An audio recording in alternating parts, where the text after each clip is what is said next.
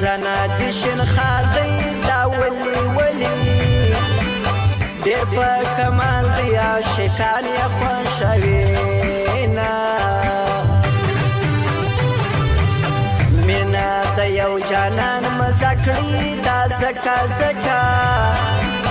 ډېر مینان به دې رسوا پر دنیا کې نه ته چې په سرو شونډو مسکا کړې دا ولې ولې ستا په سرو شونډو د دنیا مینه راځي نه مورې لنډی کمیس مې راکا دا ځکه ځکه پکلو تللی مسافر یار مې راځي نه تمار ور